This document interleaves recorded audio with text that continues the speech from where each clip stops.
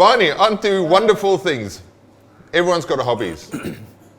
Every sportsman's got hobbies. You've got exceptional love for cars. I mean, since I've known you, you've gone through a muscle car era.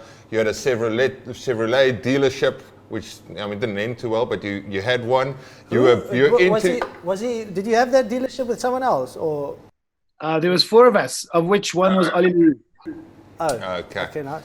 And then we went through Jeeps. I sat in the back of many short wheelbase Jeeps, and then more of late Land Rovers. And obviously, I know it's a sensitive topic. Roxy's probably listening into you sitting in your office at home, without disclosing how many vehicles there is, because it's probably between 8 and 15, give and take. Tell me, what have you got going? Be honest. And closer to 15. Tell me, what have you got going at the moment? Yeah, Scalla. That's where I have a huge amount of respect for you, because I think you're about as passionate as I am about cars, but you have a far more restraint around what you do with cars. So, and also what I like about you is that you buy and you keep, like you don't ever let go. It's like you're a hoarder of note, eh? Big time. I find it hard to sell, Barney. I know, you create this emotional bond, because I'm like a surfer, always looking for the perfect wave. That's what my car fetish is like. And so I always know that there could be something out there that's just a little bit better. I did once see a photo of you surfing at J-Bay on a big container ship. Yeah, big red one. The equivalent of a big red container ship down Super Tubes. I was there. I was actually there. It was a beautiful sight. Sorry to interrupt. Take me through the 8 or 15 cars and what you've got going. What projects have you got going? Because I know you love a project. I think we should be bound by exact numbers, guys. So we won't talk exact figures here. But yeah, it started off when I was a kid, and I got it from my dad. Cars has always been an issue. Always been something that if I hear something, I'll look to see what's revving. And muscle cars was the first section, and that can be. It can normally cure people of their love for cars, because it's an endless pit of money and time. And so I ended up growing tired of spending heaps of money and waiting years and years for a car to be done. And then I got into, a more simpler version. But yeah, I do old Landies. I've had a couple of Defenders that I've redone. And currently, I think probably the most exciting project is probably I got a 1983 door Range Rover Classic, which is still being finished up in Durban.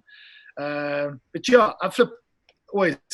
I think if I had to pay a rand for every time I clicked on Gumtree to look for something else that's special, I'd have far less money in my bank account. I know from experience that all the cars are not currently in Irene or Pretoria, because I've been the runner for quite a few cars. I picked one in Blouberg, I picked one in Camps Bay, I went to watch that one in Hart Bay.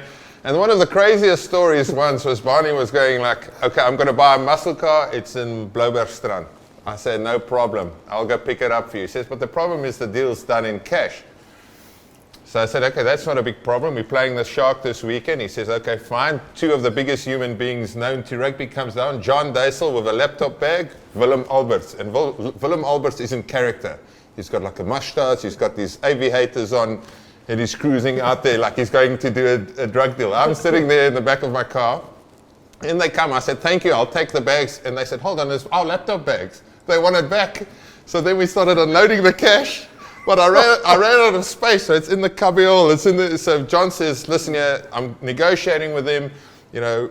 Here's the rand, it's there, give and take a couple of thousand rand. This is going to be the deal. I want you to hold on for maybe 10 or 12 days. I'm like, Barney, I'm not holding on to cash for any. The deal's got to be done tomorrow morning. And I was so stressed. I hardly slept that night. It was the night before the game.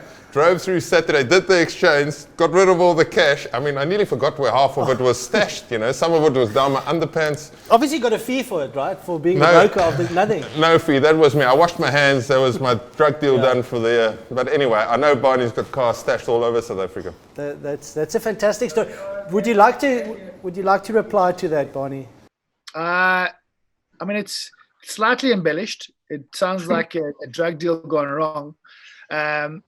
But that did happen. I had big friends, and I had someone that could do the deal for me in Cape Town. And I trusted Schalk. He's got good judgment.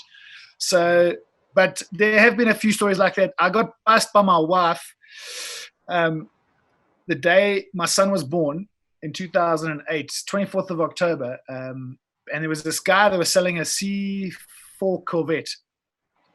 Anyway, I went, obviously, see them in the morning. Saw Tyron getting born, and then eventually the guy said, "Hey, I have to meet today." So I went and met him, saw the car, and I did the transfer EFT that same day. And anyway, a few months later, my wife's doing our tax for the year, and she sees this transaction for a car. And I come home, and I promise you, she's spitting spiders. She's like, when you just come home and you can feel the tension, and you're not sure what you've done. And I sold the car, let alone flipping still got the car. And she says to me, "Did you buy a muscle car the day your son was born?" So I go, now I'm not quite sure how she knows, but I'm like, she says, "I saw the transaction." We've now got a much better understanding. She doesn't ask as many questions. That way she doesn't get as worked up. But I have calmed down dramatically. I mean, I've significantly lowered my cost of entry-level cars.